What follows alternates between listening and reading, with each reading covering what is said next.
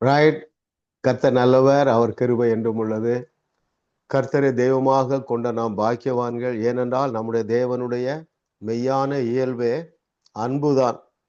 சரிங்களா? அவருடைய தீர்ப்பு அன்புதான், தண்டனை கிடையாது, ஆக்கினை தீர்ப்பு கிடையாது. ஏனென்றால் எல்லா தண்டனைகளையும் அவருடைய குமாரன் மீது வைத்து விட்டதுனாலே தேவன் நம் மீது அன்பாகவே இருக்கிறார். மொத்தம் நமக்கு இந்த ஜாஸ் வேர்ல்டு ஷேக்கர்ஸ் பைபிள் கல்லூரியிலே மொத்தம் 15 பாடங்கள், 15 சப்ஜெக்ட்ஸ். இப்பொழுது நம்ம 9வது சப்ஜெக்ட்ல 9வது பாடத்தை கற்றுக்கொண்டு இருக்கிறோம். சப்ஜெக்ட் புக் எதுனா, டெக்ஸ்ட் புக் எதுவென்றால் தேவனின் மெய்யான இயல்பு, ஆங்கிலத்திலே ட்ரூ நேச்சர் ஆஃப் காட். நம்ம இதில் 8 வகுப்புகளை முடித்துவிட்டு 9வது வகுப்பை நம்ம கற்றுக்கொண்டு வருகிறோம். ஸோ இப்பொழுது நாம் நேரடியாக கேள்விக்கு போயிடலாம் பிரதர். Very good. Question 1. நாம் தைரியம் அடைந்து விசுவாச வீரனாக வீராங்கனையாக ஒரே வழி என்ன? Very good. Yes sister Bhavani, ஷார்ட்டா சொல்லுங்க.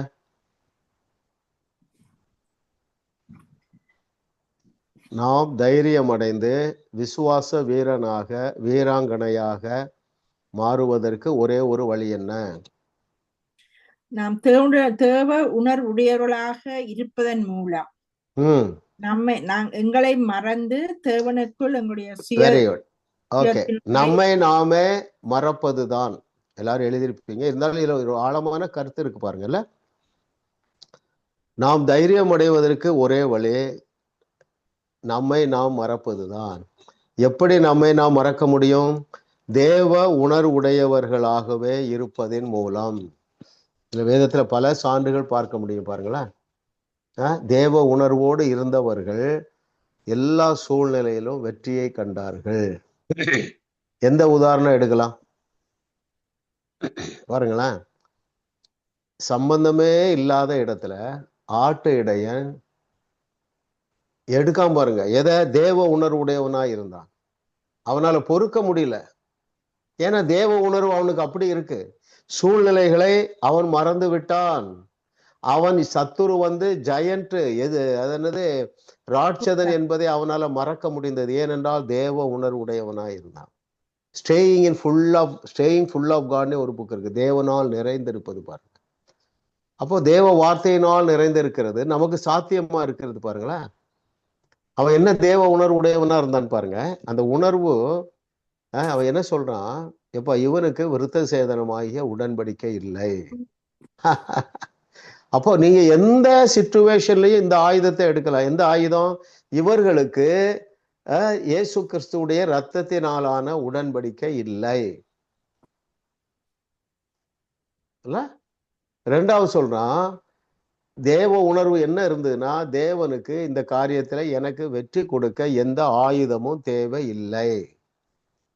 தேவ உணர்வு பாருங்க. அப்போ இன்னும் பாருங்க, அவன் என்ன சொல்றான்? இவருக்கு விருத்த சேதனம் இல்ல, ஈட்டியாலும் கத்தியாலும் தேவன் ரட்சிக்கிறவர் அல்ல, இந்த யுத்தம் கர்த்தருடையது. எத்தனை அடிக்கிட்டே போறான் பாருங்க. அந்த அளவு ரிஸ்க்ல நம்ம யாருமே இல்லைங்க. கரெக்டா? ஒரு சூழ்நிலைக்குள்ள நீங்க போயிட்டு இருக்கீங்க. எந்த சூழ்நிலை எடுத்துக்கிடும்?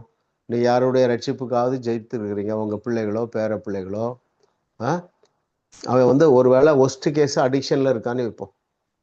இவன் வர்றதுக்கு ரட்சிக்கப்படுறதுக்கு சான்ஸே இல்லை என்று நீங்கள் முத்திரை குத்தாதீர்கள்.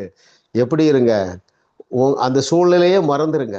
எங்கள் தேவனால் கூடாத காரியம் ஒன்றுமிராது, ஒன்றுமில்லை. அவர் தான் சொல்லி இருக்கிறாரு, நீ கர்த்தராகிய இயேசு கிறிஸ்து விசுவாசி, அப்பொழுதும் நீயும் உன் வீட்டாரும் ரட்சிக்கப்படுவீர்கள். அப்போ உங்க வீட்டார் அத்தனை பேரும் வருவார்கள் என்பதுல எந்த ஐயமும் கொள்ளக்கூடாது. அப்போ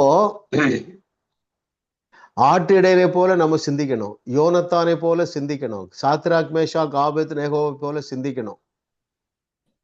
பவுல் தேவ உணர்வு உடையவனா இருந்தான். என்ன சொன்னான்? என்னை பலப்படுத்துகிற கிறிஸ்துவனாலே எல்லாவற்றையும் எனக்கு செய்ய முடியும். இன்னும் அவன் என்ன சொல்றான்? எப்பா எல்லாம் நன்மையா தான் நடந்துட்டு இருக்குப்பா. அல்லேலூயா. அப்போ நீங்கள் விசுவாசத்திலே வீரனாக வீராங்கனையாக இருக்க வேண்டும் என்பது ஒரு பாடம். சரிங்களா? அது எப்பொழுது சாத்தியம் என்றால் தேவ உணர்வுடையவர்களாக இருந்து நம்மை நாம் மறப்பதுதான். இதை குறித்து நம்ம இவனை பற்றி வாசிக்கலாம். யாரை பற்றி? நம்ம இவன் பாருங்களேன், ஆபிரகாம். ரோமர் 4வது அதிகாரத்துல எண்ணாதிருந்தானா, தன்னை பற்றி நினைக்கல. எதை எண்ணவில்லை? என் சரீரம் செத்து போச்சு, சாராளுடைய கற்பம் செத்து போச்சு, எனக்கு வயசு 99 ஆயிற்று. நான் அதை உங்களுக்கு வாசிக்கட்டுமா? ரோமர் 4:18-19-20 வாசிக்கிறேன்.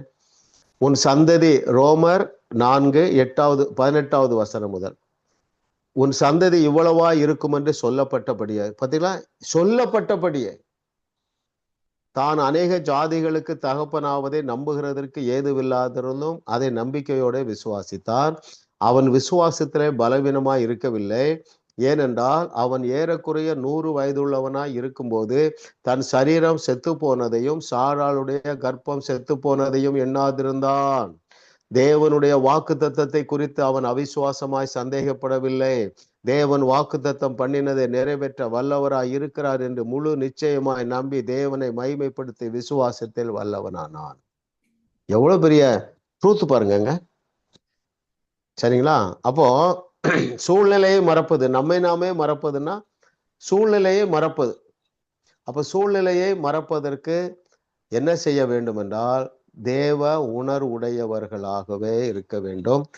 கிளாசிக் எக்ஸாம்பிள் வந்து நம்முடைய ஷெப்பர்ட் பாய் டேவிட். ஓகே, 2வது கொஸ்டின் போயிடலாம் பிரதர்.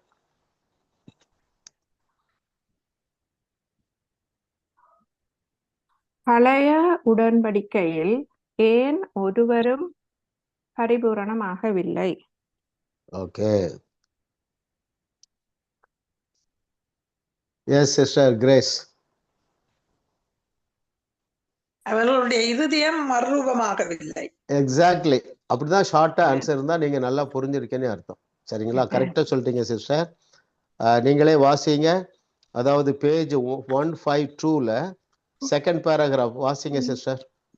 பழைய உடன்படிக்கையின் கீழ் ஒருவரும் பரிபூர்ணமாக இருக்க முடியவில்லை, ஏனென்றால் அவர்களுடைய இருதயங்கள் மறுரூபமாகவில்லை. போதும்.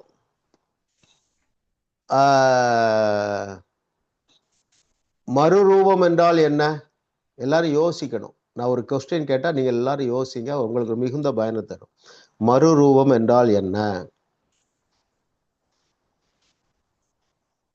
யாராவது சொல்லுங்க.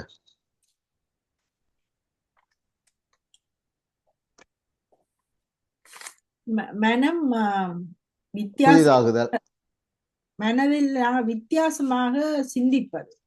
ஓகே, பழைய சிந்தனைகளை ஏற்றுக்கொள்வது, வசனத்தை வெரி குட். நல்ல கவனிங்க. இப்படி ஒரு ஆன்சரை சொல்றேன் உங்களுக்கு. மனம், அதாவது மனம் மறுரூபம் என்றால், மனம் புதிதாகுதல் என்றால் இயேசு கிறிஸ்து அல்லது தேவனுடைய வார்த்தை நம்மை குறித்து என்ன சொல்லுகிறதோ அதை இருதயத்துல ஏற்றுக்கொள்வதுதான் மனம் புதிதாகுதல் அல்லது மனம் மறுரூபம் அடைதல். இன்னும் பாருங்க, நம்ம அடிக்கடி தியானிக்கிறோம் பாருங்களேன், நம்மளால அது முடியும். உங்களால. நீங்க அந்த ஸ்டேட்டஸ்லாம் இருக்கீங்க. நாம் நீதிமான் ஆக்கப்பட்டிருக்கிறோம், பரிசுத்தவான் ஆக்கப்பட்டிருக்கிறோம், பரிபூர்ணமாக்கப்பட்டிருக்கிறோம் என்பதை நாம் ஏற்றுக்கொண்டுள்ளோம். அதனாலதான் மனம் புதிதாகுது. அதனாலதான் நான் தைரியமா கேட்கிறேன், கண்டிப்பா உங்க எல்லாருக்குமே சரீரத்துல பலன் கூடி இருக்கிறது. ஏன்? மனம் புதிதாயிற்று. கண்டிப்பா உங்களுடைய இருதயத்துல தைரியம் பெருகிருக்கு, சந்தோஷம் பெருகிய மனம் புதிதாகிறது. எதனால மனம் புதிதாகிறது? கிறிஸ்துவுக்குள் நாம் யார் என்று வேதம் சொல்லுகிறதோ அத்தனையையும் உங்கள் மனம் ஏற்றுக்கொண்டு விட்டதுனால. ஆனா இது வந்து பழைய ஏற்பாட்டில் அவர்களுக்கு வாய்ப்பு இல்லை.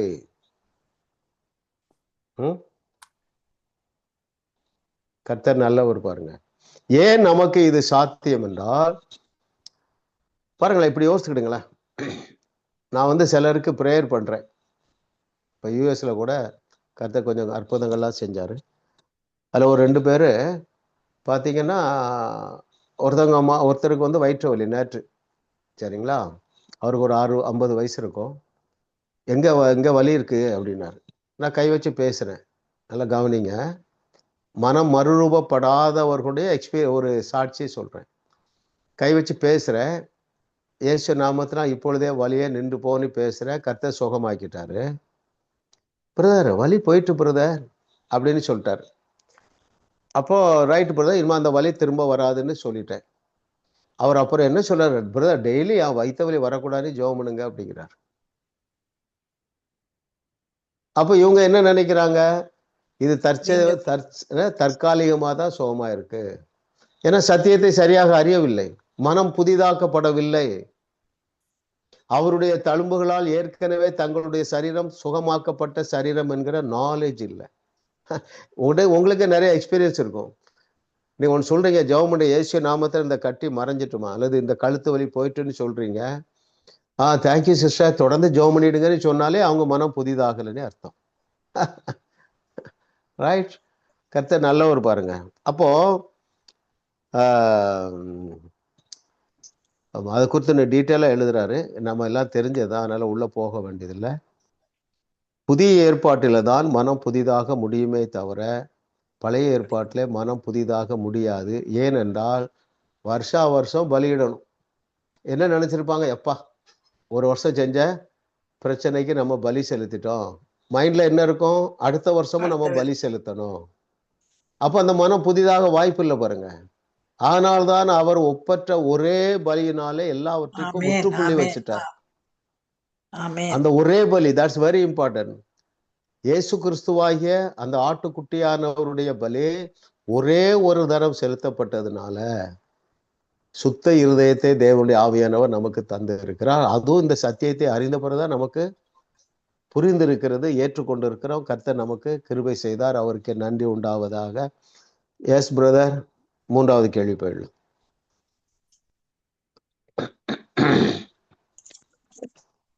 எந்த தவறான உணர்வு இயேசுவுக்கு சாட்சியாக இருக்க தடையாய் இருக்கிறது? எஸ், ஜெயக்குமார் அனட்டா. நாம் பூரணமான வாழ்விலிருந்து எவ்வளவு தூரத்தில் இருக்கிறோம் என்ற உணர்வு. ஓகே, அப்படின்னா என்ன அர்த்தம், நீங்களே சொல்லுங்க. நாங்க பெர்ஃபெக்ட் இல்ல என்ற ஒரு உணர்வு, நாங்க குற்ற உணர்வு, அதுகள். Very good. நான் சொல்றது அப்படியே நீங்க எழுதிடுங்க அதுல. அதாவது பேஜ் 153ல 3rd பேராகிராஃப்னு வச்சிடலாம். நாம் பூரணமான வாழ்விலிருந்து எவ்வளவு தூரத்தில் இருக்கிறோம் என்ற தவறானங்கிறத நீங்க சேர்த்துக்கலாம். நாம் பூரணமான வாழ்விலிருந்து எவ்வளவு தூரத்தில் இருக்கிறோம் என்ற தவறான உணர்வே நம்ம இயேசுவுக்கு சாட்சிகளாக இருப்பதற்கு நம்மில் அநேகருக்கு தடையாக இருக்கிறது. ரைட்? பாருங்க, நாங்க 30 வருஷம், இப்போ 35 வருஷம் ஊழியம் செய்யறோம். சரிங்களா? ஆனா தனியா ஒரு ஊழியத்தை செய்ய முடியும் அப்படிங்கிற நம்பிக்கை இல்லை. மற்ற ஊழியங்களுக்கு உதவி செய்து கொண்டு வந்தோம், தவறல்ல.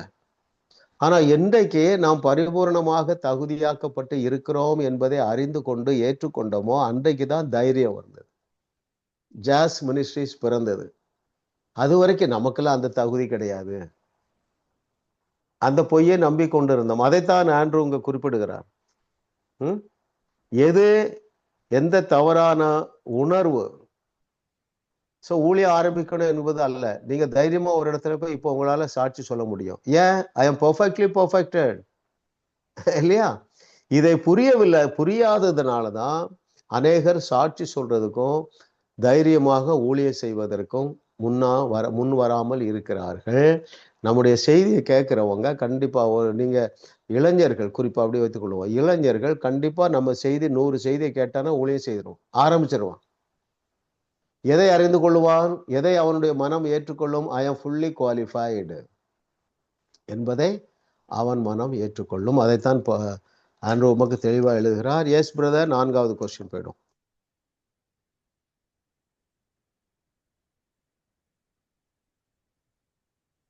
சுயத்துக்கு மரிப்பது என்பது என்ன? ஓகே மேம், சொல்லுங்க.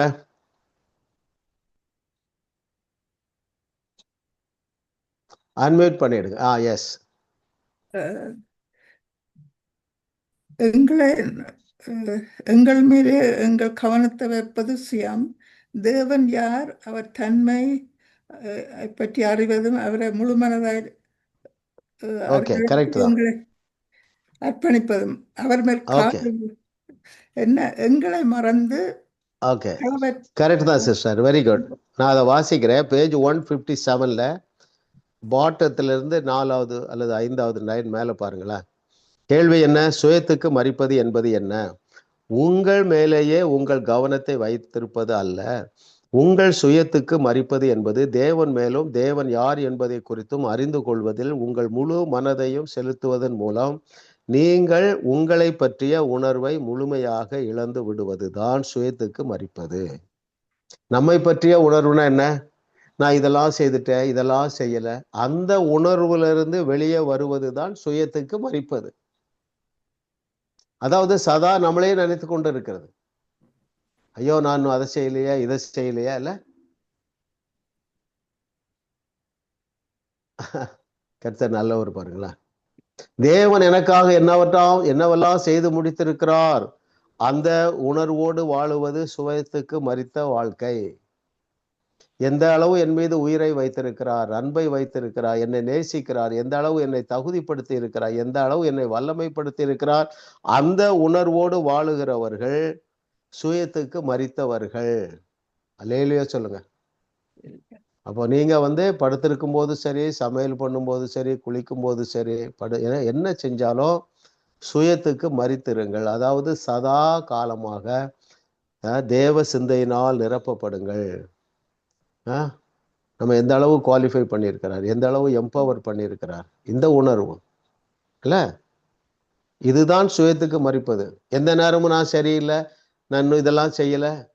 இன்னும் நான் சொல்றேன், உங்களுக்கு யாராவது உங்களை ஹர்ட் பண்ணிட்டாங்கன்னா, நீங்க ஹர்ட் ஆனீங்கன்னா சுய உணர்வோடு இருக்கிறீங்க, சுயத்துக்குள்ள இருக்கிறீங்க. சுயத்துக்கு மறித்தவர்களுடைய இருதயத்தை யாருமே காயப்படுத்த முடியாது. நீங்க ரொம்ப டிஸ்டர்ப் ஆறீங்க, உங்க கணவனோ மனைவியோ பிள்ளைகளோ ஏதாவது சொல்லிட்டா நீங்க சோர்ந்து போகிறீர்கள் என்றால் நீங்கள் இன்னும் சுயத்துக்கு மறிக்கவில்லை. சரிங்களா? யாராவது ஏதாவது சொல்லிட்டா உங்களுக்கு சிரிப்பு வரணும். கண்டிப்பா இது நடந்திருக்கு. முன்னால நீங்க சிலர் பாத்தீங்கன்னா ரொம்ப ஹர்ட் ஆயிருப்பீங்க. யாராவது அதை பற்றி சாட்சி சொல்ல முடியுமா? இப்போ நான் நல்லா மாறி இருக்கேன் பிரதர். கண்டிப்பா மாறி இருப்பீங்க. முன்னால எதற்கெடுத்தாலும் நீங்க காயப்பட்டிருப்பீங்க இருதயத்துல இல்லையா?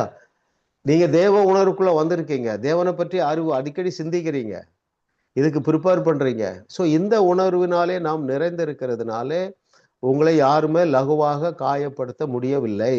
இன்னும் நீங்க காயப்படுகிற நபராக இருந்தால் இன்னைக்கு மனம் திரும்புங்க. யாரும் உங்களை ஹேட் பண்ணவே முடியாது. யாரு அதுக்கு டெஸ்டிமனி சொல்றீங்க? சின்ன சின்ன டெஸ்டிமனி கூட சொல்லுங்க. எஸ் சார், சொல்லுங்க. நான் நிரஞ்சனா கதைக்கிறேன். சொல்லுங்க. எனக்கு முதல் இப்படித்தான் பாஸ்டர், யாரும் என்ன நியாயமான ஹர்ட்டிங் எனக்கு இருக்குது சரியான பாடல்களால் போய். ஆனால் இப்போ எனக்கு இந்த எவ்வளவுக்கு இந்த பைபிளை படிக்கணும், பைபிளோட இருக்கணும், இந்த இதுகளோட இந்த இதுகளையும் கேட்கணும், வேறு மெசேஜ் எல்லாம் கேட்குறேன் நான். எனக்கு அந்த என்ன ஒரு எப்படி ஒரு அனஸ்தீதியா ஏற்றிட்டு ஒரு ஆப்ரேஷன் அதுகள் செய்தால் நோகாதோ அப்படி ஒரு மனநிலை வந்துட்டு பாஸ்டர். உங்க எக்ஸாம்பிள் தான் ரொம்ப கிளாசிக் சிஸ்டர். நிரஞ்சனா, எனக்கு ஞாபகம் இருக்கு, நீங்க ஆரம்பத்துல ரொம்ப பாரத்தோடு இருந்தீங்க. ஆமா, ரைட்? கொண்டாடுங்க ஆண்டவரை. ஆமென். ஆமா ஆமா ஆமா, இதாங்க சக்சஸ். இதுதான் சக்சஸ். இதுக்கு மேல பெரிய சக்சஸே தேவையில்லை. அப்படின்னா என்ன பொருள்? இருதயத்தை காயப்படாமல் நீங்கள் காத்து கொள்ளுவதுதான் பெரிய ஆசீர்வாதம். அதுல என்ன டபுள் ஆசீர்வாதம்னா, நீங்க கவலையில இருக்க மாட்டீங்க, கண்ணீர்ல இருக்க மாட்டீங்க, பயத்துல இருப்பீங்க, பெரிய அளவுல இருக்க மாட்டீங்க. ஸோ எனவே நீங்கள் விசுவாசிப்பீர்கள். நீங்கள் விசுவாசிக்கிறதுனால நீங்கள் எதிர்பார்க்கிற நன்மையும் தானாகவே உங்களை தேடி வந்துவிடும். மற்றது நீங்க அந்த ஆபிரகாம் அதை எண்ணாமல் இருந்தான் என்று சொல்லி தருவீங்க, அப்படி ஒரு மனநிலைக்குள்ள வந்துட்டோம் பாஸ்டர். எனக்கு என்ன சுத்தி ஒன்றே நடக்க இல்லை, அப்படிதான் நான் விசுவாசிக்கிறேன். Very good. கண்டிப்பா நடக்கும் சிஸ்டர். அது ஒருவேளை சில காரியங்கள் நடக்காதது போல தெரியும், ஆனா கண்டிப்பா நடந்திருக்கும். அப்படின்னு என்ன அர்த்தம்? பிரச்சனை தீர்ந்துட்டு. இன்னொன்னு, பிரச்சனை தீர்ந்தது மாத்திரமல்ல, நீங்க எதிர்பார்த்ததை விட பெரிய ஆசீர்வாதம் உங்களுக்கு வந்திருக்கும். அதை ஆமென். கண்டுபிடிங்க. அல்லேலூயா. ஆமா ஆமா ஆமா. ஏன்னா நம்மளை நம்பிதான் இருக்கிறார் ஆண்டவருங்க. ஆமென். உங்களுக்கு வயதானாலும் சரி, நீங்க பெண்களாக இருந்தாலும் சரி, தேவன் உங்களை நம்பி இருக்கிறார். சில திட்டங்களை உங்களை கொண்டு நிறைவேற்றுவார், அல்லது ஆமென். உங்கள் மூலமாக உங்கள் சந்ததியை ஆயத்தப்படுத்தி பெரிய திட்டங்களை ஆமென். வச்சிருக்கிறார். ஆமென். அல்லேலூயா. ஆமென். எல்லாருக்கும் நடந்திருக்கு. முன்னால எதுக்கெடுத்து, அதாவது பாருங்க, இருதயத்துல காயப்படுவது என்பது ஒருமனே காயப்படுவதுன்றா என்னன்னா, சோர்வும் ஒரு காயம்தான், கவலையும் ஒரு காயம்தான், எரிச்சல் வருகிறது ஒரு காயம்தான், டிஸ்டர்ப் ஆகிறது ஒரு காயம்தான். எல்லாவற்றிலிருந்து நாம் நன்றாக முன்னேறி இருக்கிறீர்கள். இதுல மாற்று கருத்தே கிடையாது. எல்லாருக்கும் டெஸ்ட் பண்ணி உண்டு. நம்ம அடுத்த கொஸ்டின் போயிடலாம். அனட்டா சிஸ்டர் அடுத்த வகுப்புல இருந்து வேற ஒருத்தர் வாசிப்பாங்க, நான் சொல்றவங்க. Okay sister. ப்ராப்ளம். எனக்கு பெட்டர் பாஸ்டர் அது. Okay okay okay. Yeah. Thank you sister. எல்லாருக்கும் ஒரு வாசி. எஸ், வாசிங்க. பிகாஸ் பிரைவசியும் கொஞ்சம் இல்ல வீட்டுல. தேவனுடைய நிபந்தனை இல்லா அன்பை அறிந்து கொள்ள எதிலே சிறந்து விளங்குவோம். Very good. கர்த்தர் நல்லவர். அடுத்தது யார் சொல்லணும்? லிதியா சிஸ்டர். 159 2வது paragraphல இருக்குது. நாங்க வெரி குட். எஸ் பரிசுத்தமாக வாழ ஆரம்பிப்போம். வாசித்துருங்க. தேவன் தமது நிபந்தனையற்ற அன்பை எனக்கு வெளிப்படுத்தி என்னை விடுதலையாக்கினார். உண்மை முன்பு இருந்ததை விட நான் இன்னும் பரிசுத்தமாக வாழ ஆரம்பித்தேன். நான் பரிசுத்தமாக வாழ்ந்தேன். ஆனால் வித்தியாசம் என்னவென்றால், தேவன் மேல் நான் வைத்த அன்பின் நிமித்தமே அப்படி வாழ்ந்தேனே அன்றி தேவனுடைய ஆசீர்வாதங்களை சம்பாதிக்கும் முயற்சியாக அல்ல. Okay, very good. பாருங்க, தேவனுடைய அன்பை அறிந்து கொள்ள இயற்கையாகவே தேவ சிந்தனை நமக்கு அதிகமாயிருது. நம்ம எல்லாருடைய அனுபவம் நிச்சயமா அதான் இருக்கும். ஓ, இவ்வளவு நல்ல தேவனா இல்ல? அந்த அன்பு நம்ம எல்லாருக்கும் தெரியும். நம்ம ஒருவருமே நல்லவர்கள் கிடையாது, சரிங்களா? ஆனா உங்க குடும்பத்துல அல்லது ஸ்ரீலங்காவில இருந்து கனடாவுக்கு வந்த அல்லது வெளி தேசத்துக்கு போறதுல எத்தனை % இயேசுவை அறிந்திருக்கிறாங்க? Maybe less than 1%. அப்போ அந்த சின்ன கூட்டத்துல நம்மையும் ஒருவராக வைத்து, அது ஒரு ஸ்டேஜ். இப்ப பார்த்தா வேர்ல்டு ஷேக்கர்ஸ் பைபிள் காலேஜ் மூலமா இன்னும் வெளிப்பாடு தராரு பாருங்க, இன்னும் சமாதானம் தராரு பாருங்க, இன்னும் தன்னம்பிக்கை தருகிறாரு பாருங்க. இல்ல, இதெல்லாம் எண்ணி எண்ணி தேவனுடைய அன்பை நாம் தியானிக்க பாவ எண்ணங்களிலிருந்து நம்ம வெளியே வந்துடணும். 100க்கு 100 ஒரு நாள் வர முடியாது. அநேக பாவம், அதாவது முன்பை விட இப்போ நம்ம நல்லா முன்னேறி, ஏன்னா நேரம் இல்லை இல்லையா? அவருடைய வசனத்தை தியானிக்கிறோம், செய்தியை கேட்குறீங்க. அப்போ தேவனால் நீங்கள் நிரம்பிக் கொண்டே இருக்க அநேக பாவங்களிலிருந்து நாம் வெளியே வந்திருக்கிறோம். அது கர்த்தராலே ஆயிற்று. நம்முடைய கண்களுக்கு ஆச்சரியமாய் இருக்கிறது. 6வது கேள்விக்கு போயிடலாம் பிரதர். எந்த அறிவு நம்மை நாம் முற்றிலும் மறக்க செய்யும்? யார் இருக்காங்க அடுத்தது? இது வரைக்கும் சொல்லாதவங்க சொல்லுங்க, அல்லது லிதியா சிஸ்டர் மகேஸ்வரி அம்மா. மகேஸ்வரி அம்மா சொல்லலையா? ஓகே, சொல்லுங்க சிஸ்டர். சாரி. 158வது பக்கம் 2வது பந்தி பாஸ்டர். தேவன் எவ்வளவு எங்களை நேசிக்கிறார் என்பதை நாங்கள் அறிந்த போது, தேவனது அன்பிலும் அவர் எனக்கு செய்தவர்களை நான் மூழ்கி விட்டால் என்னையே நான் கூட நினைப்பதில்லை. Okay, S. 158வது பக்கத்துல பாட்டம் மோஸ்ட் பாருங்களா. தேவன் என்னில் எவ்வளவு அன்பு வைத்துள்ளார் என்பதை நாம் புரிந்து கொண்ட போது என்னை முற்றிலும் மறந்து விட்டேன். தேவனின் அன்பு என் வாழ்வை மாற்றிவிட்டது. நான் அடிக்கடி உங்களுக்கு சொல்லியிருக்கேன் பாருங்களேன். வேதம் பிரதானமாக 2 காரியங்களை சொல்லுகிறது. அவைகள் யாவை?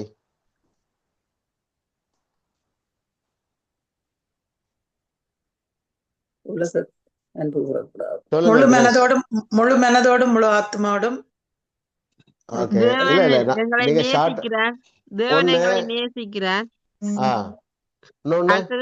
அவரோட பாவ மன்னிப்பு எங்களுக்கு இருக்குது. பாருங்க, நல்லா திரும்ப சொல்றேன், நோட் விசுவாசம் பண்ணிடுங்க. விசுவாசம் பாஸ்டர் விசுவாசம் விசுவாசம், விசுவாஸ் விசுவாசம் அல்லது வல்லமை. வல்லமை விசுவாசத்துக்கு கீழே இதெல்லாம் வருது பாருங்க. வல்லமை 2, அவர் நம்மேல் வைத்திருக்கிற அன்பையும், அன்பு 2வது இந்த விசுவாசம் விசுவாசத்தினாலே நாம் பெற்றிருக்கிற இயற்கைக்கு அப்பாற்பட்ட வல்லமையும் தான் பைபிளுங்க. 1 அவர் நம்மேல் வைத்திருக்கிற அன்பு, 2வது அவர் நமக்குள் வைத்திருக்கிற சூப்பர் நேச்சுரல் பவர். ஆமென். அந்த அன்பு தான் நம்மை அது அன்பு கீழே என்னெல்லாம் வருது? அந்த அன்பு நம்மை முற்றிலுமாக தகுதிப்படுத்தி விட்டது. அந்த விசுவாசத்துக்கு கீழே என்ன வருது? நாம் முற்றிலுமாக வல்லமைப்படுத்தப்பட்டு இருக்கிறோம். வல்லமை இந்த 2ஐயும் நீங்க விட்டுறக்கூடாது, பேலன்ஸ் பண்ணணும். அன்பு நிமித்தமாக நாம் பெற்றுக்கொண்டிருக்கிற ஆசீர்வாதங்கள், 2வது விசுவாசம். அந்த விசுவாசத்தினாலே அல்லது அந்த சூப்பர் நேச்சுரல்னால நம்ம எந்த அளவுக்கு வல்லமைப்படுத்தப்பட்டு இருக்கிறோம். இந்த 2ஐயும் நாம் புரிந்து கொள்ள மற்ற கட்டளைகளுக்கு கீழ்ப்படிவது எளிதாகிவிடும். மற்ற கட்டளைகள் என்ன? 1வது கற்பனைக்கு ஒப்பான 2வது கற்பனை என்னன்னா, நாம் அவரிடத்துல அன்பு செலுத்தணும். முழு மனதோடு முழு பலத்தோடு அவரிடத்துல அன்பு கூறணும். அது முதல் கற்பனை. அதுக்கு ஒப்பான 2வது கற்பனை, நாம் நம்மை நேசிக்கிறது போல பிறனை நேசிக்க வேண்டும். சரிங்களா? அந்த தோசையில மறுபக்கம் என்னது? நம்ம எந்த அளவு வல்லமைப்படுத்தி வைத்திருக்கிறார். நாம் இந்த அளவுக்கு இயேசு கிறிஸ்து செய்தவைகளையும் விட பெரிய அற்புதங்களை செய்யக்கூடிய அளவுக்கு இயற்கைக்கு அப்பாற்பட்ட வல்லமையினால் நான் நிரப்பப்பட்டு இருக்கிறதுனால அதுலேயும் நமக்கு ஒரு ரெஸ்பான்சிபிலிட்டி இருக்கு. அது என்னன்னா, அந்த வல்லமையை வெளிப்படுத்தி தேவனுடைய நாமத்தை மகிமைப்படுத்த வேண்டும். Okay, right. Yes brother, question number 7 போயிடும்.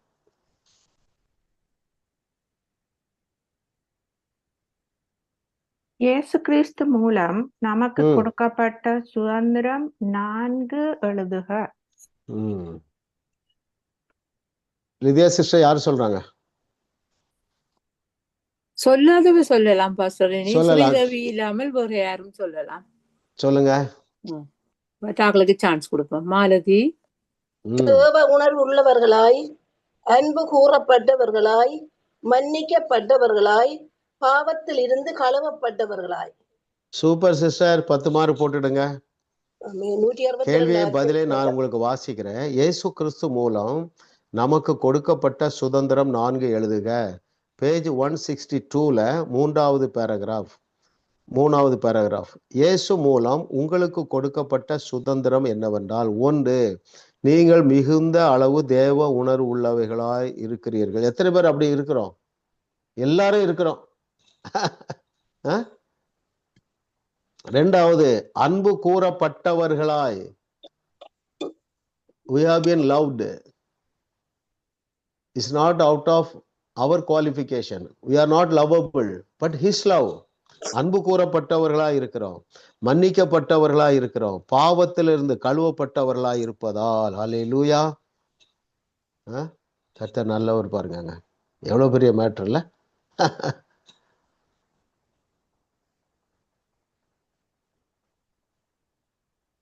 Thank you, Lord, for your goodness. What a loving daddy. அப்போ அதனாலதான் கர்த்தரை தெய்வமாக கொண்ட நாம் பாக்கியவான்கள். ஏனென்றால் நம்முடைய முக்கால பாவங்களுக்காகவும் பரிகாரம் பண்ணப்பட்டாயிற்று. எனவே நாம் மன்னிக்கப்பட்டவர்களாக இருக்கிறோம், கழுவப்பட்டவர்களாக இருக்கிறோம், அன்பு கூறப்பட்டவர்களாக இருக்கிறோம். எனவே நாம் தேவ உணர்வு உள்ளவர்களாக இருக்கிறோம். நல்லா யோசிங்க. இதுல 20-30 ஆண்டுகள் விசுவாசிகள்லாம் இருப்பீங்க. இப்போ மகேஸ்வரி சிஸ்டர், நீங்க எத்தனை வருஷம் விசுவாசி?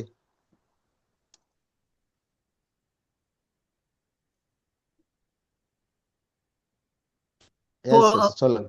35 வருஷத்துக்கு கூட பாஸ்டர். ஓகே, 35 வருஷம் விசுவாசி. இப்போ நீங்க முன்னால விட இந்த சத்தியத்தை, சரியான சத்தியத்தை அறிந்த பிறகு தேவ உணர்வு உங்களுக்கு கூடி இருக்கா? கண்டிப்பா பாஸ்டர், தெளிவடைஞ்சிருக்கிறேன், தெளிவாக இருக்கிறேன். கிருபை. ஆகையினால நீங்க முன்னால எந்த அளவு தேவனை பற்றி நினைத்து கொண்டு இருந்தீர்களோ அதை விட இப்போ அதிகமாக நினைக்கிறீர்கள். அது மேக்ஸிமம் பாஸ்டர். ஆமா, ஒரு வசனம் சொல்லுது பாருங்க, சகலமும் அவர் மூலமாகவும் அவருக்காகவும் அப்படின்னு ஒரு வசனம் உண்டு.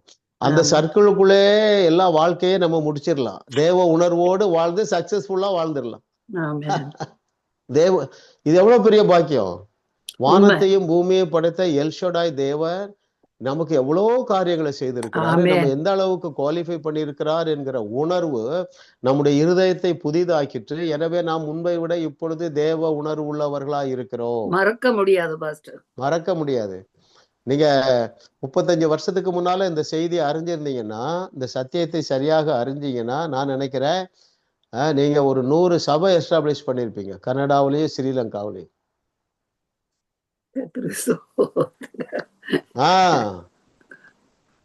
இன்னொன்னு என்ன சொல்றாரு சொல்லட்டா சிஸ்டர், மகேஸ்வரி சிஸ்டர்?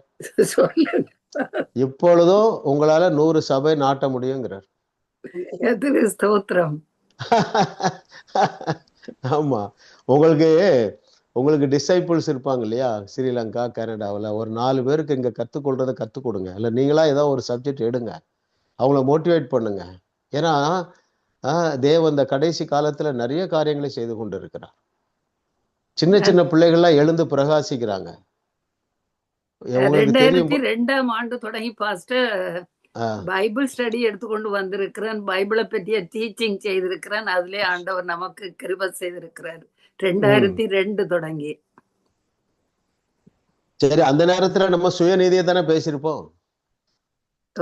ஒரு அளவுக்கு தேவ நீதியைத்தான் போதிக்க ஆண்டவர். நான் சிஸ்டர், நானும் உங்களை மாதிரி கிட்டத்தட்ட 35 வருஷத்துக்கு மேல ஊழியம் செய்யறேன். கொஞ்சம் அதாவது பார்ட் டைமா பண்றேன். நீ சொன்ன மாதிரி 50% நம்ம சுயநீதியை தான் பேசுவோம், குற்ற உணர்வை தான் பேசுவோம். இதுல இன்னொரு இன்ட்ரெஸ்டிங்கான கேள்வி இருக்கு, அது டைம் வரும்போது பேசுவோம். இப்போ நம்ம அடுத்த கொஸ்டின் போயிடலாம் பிரதர். Question number 8.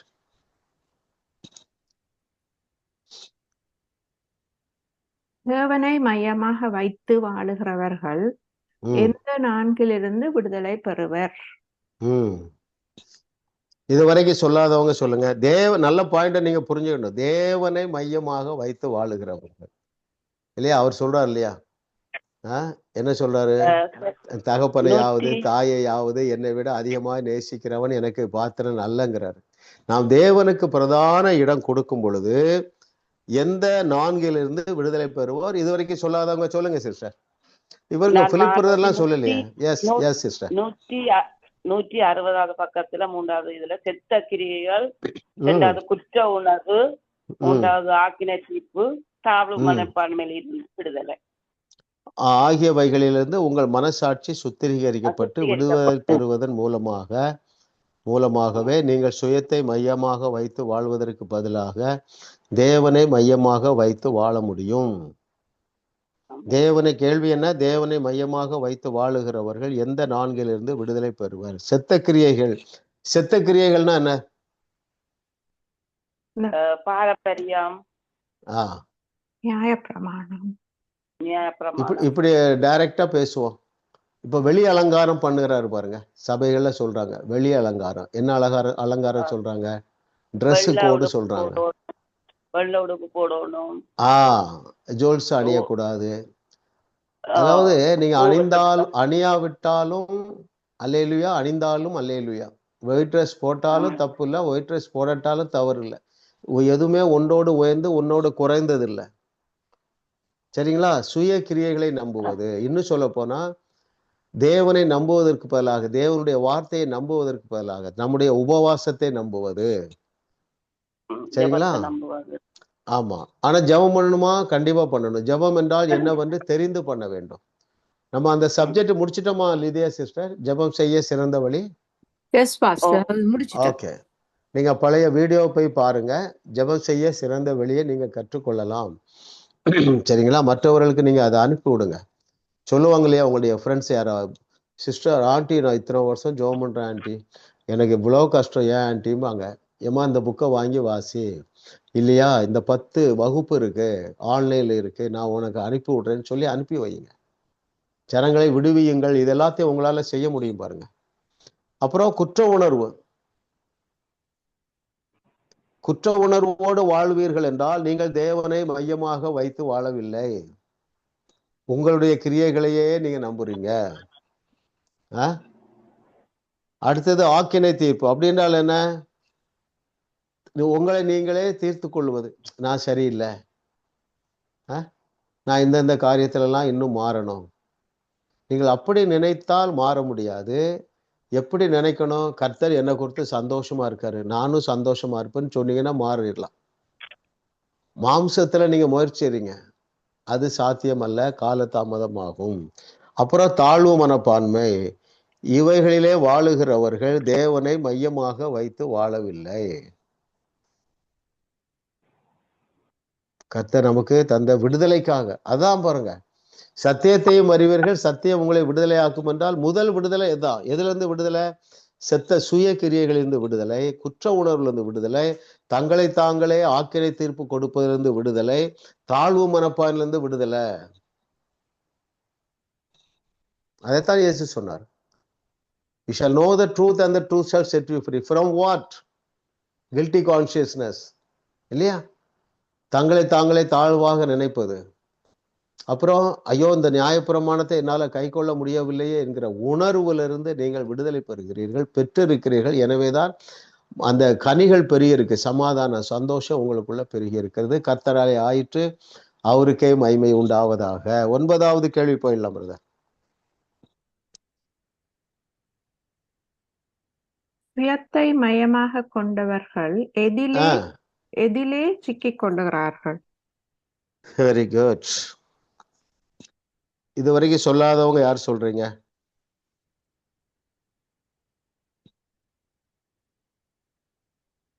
நான் சொல்லவா பாஸ்டர்? சொல்லுங்க சிஸ்டர். 153வது பக்கம் பாஸ்டர், ஃபர்ஸ்ட் பேராகிராஃப்ல இருக்குது. சிஸ்டர் எத்தனாவது பக்கம்? 153 பாஸ்டர். ஓகே. ஃபர்ஸ்ட் பேராகிராஃப்ல ஃபோர்த் லைன்ல இருந்து வாசிக்கிறேன் பாஸ்டர். வாசிங்க. நியாயப்பிரமாணத்தை கை கொள்வதிலேயே மூழ்கி போன மக்கள் தங்கள் பாவத்தையே நினைத்து கொண்டு, அதாவது தங்களையே நோக்கி பார்த்து கொண்டிருக்கிறார்கள். அப்படிப்பட்ட விசுவாசிகள் எப்போதும் சுய உணர்விலேயே இருக்கிறார்கள். தாங்கள் பாவம் செய்தோமோ இல்லையா என்பதை குறித்த உணர்வோடு இருக்கிறார்கள். தாங்கள் எவ்வளவு குற்றவாளிகள் என்றும் எவ்வளவு குறைவுள்ளவர்கள் என்பதை குறித்தும் எப்போதும் உணர்வுடையவர்களாகவே இருக்கிறார்கள். ஓகே, அந்த உணர்வுலே சிக்கி கொள்ளுகிறார்கள். இதை எழுதினவங்களும் 10 மார்க் போடலாம். இன்னொரு இடத்துல இருக்கு, வேற யாரும் சொல்றீங்களா? 159. எஸ் சிஸ்டர், சொல்லுங்க. சுயத்தை மையமாக வைத்து வாழ்தல் என்பது அடிமைத்தனத்திற்குள் சிக்கிக் கொள்வதாகும். இதை எழுதினால் நீங்க மார்க் போட்டுடலாம்.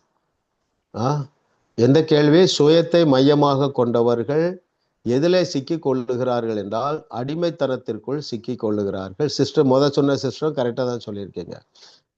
அதை நான் வாசித்தரேன். பேஜ் 159ல டாப் பேராகிராஃப் பாருங்க. பழைய ஏற்பாட்டு நியாயப்பிரமாணம் அதை ஒருபோதும் செய்யவில்லை. அது என்ன மாற்றவில்லை? நியாயப்பிரமாணம் அது என்னை மாற்றவில்லை. நியாயப்பிரமாணம் நான் எவ்வளவு பாவியாக இருக்கிறேன் என்பதை குறித்து மட்டும் எனக்கு உணர்த்தியது. ஏனென்றால் அது மரணத்தையும் ஆக்கினை தீர்ப்பையுமே கொண்டு வந்தது. நியாயப்பிரமாணம் சில பாவங்களை மேற்கொள்ள உதவியது. ஆனால் நான் இன்னும் முழுமையாக சுயத்தை மையமாக வைத்தே வாழ்ந்தேன். சுயத்தை மையமாக வைத்து வாழ்தல் என்பது அடிமைத்தனத்திற்குள் சிக்கிக் கொள்வது ஆகும். ஓகே, இப்ப சுயம் என்றால் என்ன?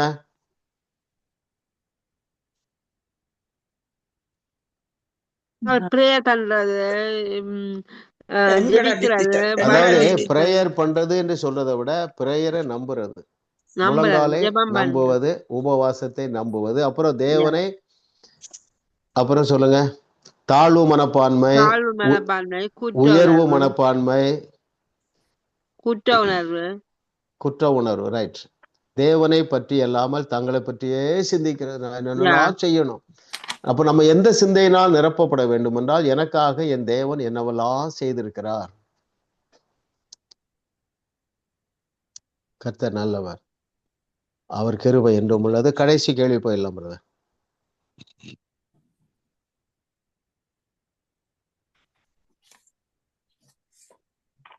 தேவ ஜனங்கள் தொலைக்காட்சி பெட்டியில் ம் பிரசங்கத்தை கேட்பதை விட விளையாட்டு போட்டிகளை காண விரும்புவதேன்? ம் பாஸ்டர் பிரதர் பிலிப் சொல்ல இல்லை ஆன்சர். அவர் இன்றைக்கு சொல்ல முடியாது பாஸ்டர். சொல்லுங்க. ஓகே அவர் ஓகே இன்றைக்கு ரைட். ஆன்சர் பண்ண இயலாதவர், okay it's prepare all right. பண்ணினவர். Okay it's okay. All right. விளையாட்டு பண்ணையாளர்கள் உங்களை சந்தோஷமாக முடியுமோ அவற்றையெல்லாம் சொல்லி தங்கள் பொருட்களை உங்களிடம் விற்க முயற்சிக்கிறார்கள். அவர்கள் ம் உங்களை சிரிக்க வைத்து சந்தோஷப்படுத்துவதால் ஜெபத்தில் நீங்கள் எவ்வளவு மோசமானவர்கள் என்று கேட்பதை விட தொலைக்காட்சியில் நேரம் செலவிட்டு நீங்கள் தப்பித்துக் கொள்ள பார்க்கிறீர்கள். சரி, அதாவது இப்படி புரிஞ்சுக்கிடுங்க. இன்னைக்கு பிரசங்க மேடைகள் வந்து சாபத்தை பேசுகிறார்கள் இல்லையா? அப்புறம் சுயநீதியை பேசுறாங்க. இளைஞர்களால வர முடியல. நான் அமெரிக்காவில் இது வரைக்கும் பெரிய சர்ச்சு ஒரு 4 சர்ச்சு போயிருக்கேன். எல்லாம் 1000 பேர்லாம் வராங்க. மோஸ்ட்லி எல்லாருமே எல்ரெடி பீப்புள் தான் வராங்க. ஏன்னா இந்த சபைக்கு வந்தா நீ சரியில்லை, தேவன் உன் மேல கோபமா இருக்காரு, குற்ற உணர்வை உண்டாக்கிடுறாங்க. அப்ப பாருங்க, நீங்க சொன்ன மாதிரி ஒரு கமெண்ட்ரி சொல்றாங்க கிரிக்கெட்ல, அங்க வந்து கேட்கிறவங்கள நீ உருப்பட மாட்டா, நீ சரியில்லை, இப்படி சொல்றது இல்லை. ஆண்ட் உமக்கு அதை தமாஷா எழுதினாலும் அதுல பெரிய உண்மை இருக்குங்க. எத்தனை பேருக்கு நான் சொல்றதை ஏற்றுக்கொள்றீங்கல்ல? இங்க ஒரு சர்ச் இருக்குது, நான் போகல. ஒரு 1000 பேர் வர்றாங்களாம். 900 பேர் யூத் தான். ஏன்னா இந்த நியூ கவர்னண்ட்டை போதிக்கிறாங்க. நீ நல்லா இருப்பாப்பா, ஆண்டவர் உன் மேல நல்லா யோசித்து பாருங்களேன். ரொம்ப ப்ராக்டிக்கல் தானே. Down to earth is so practical. நீ நல்லா இருப்பா, ஆண்டவர் உன் மேல அன்பா இருக்காரு அப்படின்னு சொன்னாதான் இனிமே அடுத்த சந்ததியை நம்ம சந்திக்க முடியும். மனுஷ நீதியே பேசிட்டு இருந்தாரு வைங்களா. சொல்லுங்க சொல்லுங்க. சில சபைகள்ல அந்த போதிக்கிற நேரம் அந்த இப்ப வாலிப பிள்ளைகள் ரசிக்கப்படுறதுக்கு முன்பு டேட்டோ குத்துறது, தோடு அந்த வித்தியாசமான இதுலையும் அதை குற்றப்படுத்தி அந்த பிள்ளை ரசிக்கப்பட்ட மனம் திரும்புதலோட வந்து சபைக்குள்ள வரைக்கும் இதுகளையே குற்றப்படுத்தும் போது சேர்த்துக்கு போக கூட சில பிள்ளைகள் விரும்புறது இல்லை. நான் கேள்விப்பட்டேன். ஆமா ஆமா ஆமா ஆமா, கண்டிப்பா சிஸ்டர், அது அப்படித்தான் இருக்கும். அதான் அவர் எழுதுறாரு, ரொம்ப இன்ட்ரெஸ்டா எழுதுறாரு. சரியா? ஓகே, நான் அதை வாசித்துறேன். பேஜ் நமக்கு டைம் இருக்கு. 163ல செகண்ட் பேராகிராஃப். ஜெபிக்கும்படி போய் தான் எவ்வளவு கெட்டவன் என்று எண்ணுவதை விட ஒரு கால்பந்து போட்டியை பார்ப்பதைத்தான் யாரும் விரும்புவார்கள். உங்களுக்கு ஒருவேளை ஜெபிப்பதற்கு முக்கியமான தேவை இருந்தாலும் கூட நீங்கள் அதற்கு பதிலாக விளையாட்டை பார்ப்பது ஏன்? ஏனென்றால் விளையாட்டு நடுவில் அதன் வர்ணனையாளர் பரிதாபமான மனுஷனே, நீ தேவனுக்கு விரோதமாக பாவம் செய்தாய். இந்த வாரம் நீ உன் தசம பாகத்தை செலுத்தவில்லை, நீ சரியானபடி வாழவில்லை, உனது மனைவியை நடத்த வேண்டிய முறையில் நடத்தவில்லை, உன் குழந்தைகளோடு நேரம் செலவழிக்கவில்லை என்று கூறுவது இல்லை. விளையாட்டு வர்ணனையாளர்கள் ஒவ்வொரு விளையாட்டுக்கும் இடையில் நீங்கள் எவ்வளவு மோசமானவர்கள் என்று சொல்லிக் கொண்டிருந்தால் நீங்கள் அந்த விளையாட்டை பார்க்க மாட்டீர்கள். இது பாருங்க, என்னது ரொம்ப கஷ்டத்துல இருக்கிறவங்க சிலர் ஃபோன் பண்ணுவாங்க. ஐயா உங்க ஒரு செய்தி கேட்டையா நான் வாழ்ந்துடலாங்கிற நம்பிக்கையை வந்துட்டுமாங்க. நான் என்ன சொல்லுவேன்னு உங்களுக்கு தெரியும். நல்லா இருப்பீங்க சிஸ்டர், உங்க பிரச்சனை இருந்து நீங்க வெளியே வந்துடுவீங்க. இப்படி 2 வார்த்தை சொன்னாலே போதுங்க, நல்லாயிடுவாங்க. அவங்களுக்கு எவ்வளவு தைரியம் வந்துருப்பாருங்க. அதற்கு பதிலாக சிஸ்டர் உங்க பரிசுத்தம் போதாது, உங்க ஜெபம் போதாது, இப்படி சொல்லி கொண்டு இருந்தால் இன்னைக்கு பரிதாபமாக கிறிஸ்தவ சதவிகிதம் ரொம்ப குறைவா இருக்கு. காரணமே சுயநீதியையே பிரசங்க மேடைகளில தொலைக்காட்சியில பேசுகிறார்கள். தேங்க் காட், இன்னைக்கு நம்ம தலைமுறையில அநேகர் வந்திருக்கிறாங்க, சத்தியத்தை சரியாக போதிக்கிறவர்கள். அநேகர் இளைஞர் கூட்டம் ஒன்று எழும்பி கொண்டு இருக்கிறது. நாங்கள் வெள்ளிக்கிழமை இங்கே ஒரு மீட்டிங் போகிறோம், காஸ்பல் மீட்டிங். அதில் யார் பிரசங்கம் பண்ண போகிறோன்னா ஆங்கிட். எத்தனை பேருக்கு ஆங்கிட் ராம்பாபு தெரியும், கேள்விப்பட்டிருக்கீங்க? உங்கள் ஊருக்கு வந்திருக்கிறாரா? கனடாவுக்கு வரலையோ? தெரியுமா? வந்தாரோ தெரியாது பாஸ்டர். ஓகே. ஐயோ அந்த குட்டி தம்பி அவன் 17 வயசுலயே பிரசங்கம் பண்ண ஆரம்பிச்சிட்டா 17 வயசுல இருந்து லட்சக்கணக்கான அற்புதங்களை கர்த்தர் அவங்க மூலமா செய்யறார். அவனுக்கு ஒரு தரிசனமா கலிபோர்னியா ஆண்டவருக்கு வரணும். அதனால கலிபோர்னியாவில் மீட்டிங் போடுறாரு பாருங்க. 3000 பேர் உட்காரக்கூடிய ஒரு பெரிய ஆடிட்டோரியத்தை. கஷ்டம் இல்லை, அமெரிக்கா கனடாவெல்லாம் 3000 பேர் வரணும்னா அவ்வளோ ஈஸியாக வரமாட்டாங்க. இப்போ ஃபுல் ஆயிட்டுங்கிறாங்க. எல்லாம் ரிஜிஸ்டர்ட் ஃப்ரீ தான். பாருங்க, நீங்கள் இப்படிப்பட்ட இளைஞர்களை எழுப்புவதற்கு பதிலாக நீ சரியில்லைப்பா, நீ நிறைய காரியம் செய்யணும், இயேசு கிறிஸ்து செய்தது போதாது, நீயும் நிறைய செய்யணும் அப்படி என்று சொல்லி கொடுக்கறதுனாலே ஜனங்கள் சர்ச்சுக்கு வர இன்ட்ரெஸ்டா இல்லை. சரிங்களா? கர்த்தர் நல்லவர், அவர் கிருபை என்றும் உள்ளது.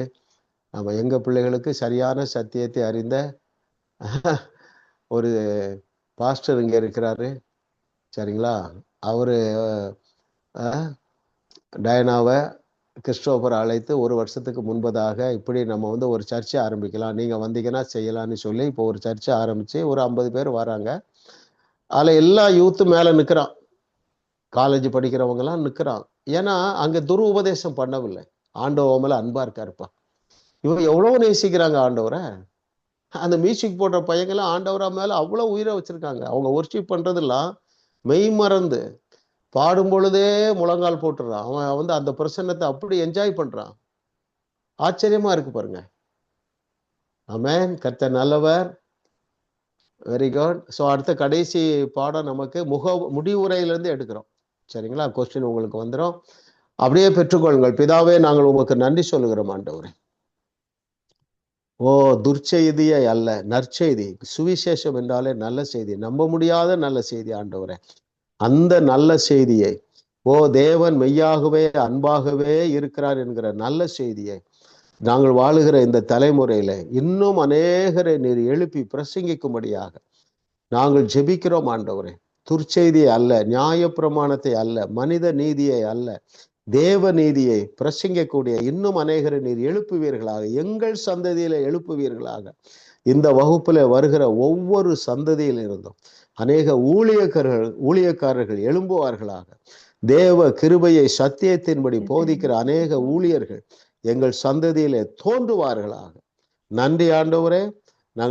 நீங்கள் எங்களுக்கு கற்றுத்தருகிற பாடங்களுக்காக நன்றி. சகல சத்தியத்திற்குள்ளேயும் எங்களை நடத்துகிற பரிசுத்த ஆவியானவரே, உமக்கு நன்றி நன்றி நன்றி. இன்னும் நாங்கள் தேவனால் நிரப்பப்பட, உம்முடைய வார்த்தையினால் நிரப்பப்பட எங்களை நாங்கள் அர்ப்பணிக்கிறோம் ஆண்டவரே. நன்றி ஆண்டவரே. அதே போல யார் யாருடைய சரீரத்துல என்னென்ன பலவீனம் இருந்தாலும் அதுல இன்றைக்கே ஒரு சுகம் உண்டாவதாக. என்ன தேவை இருந்தாலும் அதிலே ஒரு விடுதலை உண்டாவதாக. தேவைகள் அதிசயமாக சந்திக்கப்படுவதாக. ரட்சிக்கப்படாத பிள்ளைகள், பேர பிள்ளைகள் ரட்சிக்கப்படுவார்களாக. உம்மால் கூடாத காரியம் ஒன்றுமில்லை. ரட்சிக்க கூடாதபடி எங்களுடைய கரம் குறுகி போகவில்லை என்று நீர் சொல்லி இருக்கிறீர் ஆண்டவரே. குறுகாத உம்முடைய கரத்தினால் அந்த பிள்ளைகளை தொட்டு அவர்களையும் நீர் ரட்சித்து ஆண்டவரே, இந்த சத்தியத்தை சரியாக அறிந்து ஒரு மகிழ்ச்சியான வாழ்க்கையை நீர் அவர்களுக்கு அருளி செய்வீராக. உமக்கே மகிமை செலுத்துகிறோம் இயேசுவின் நாமத்தில் பிதாவே. ஆமென். ஆமென்.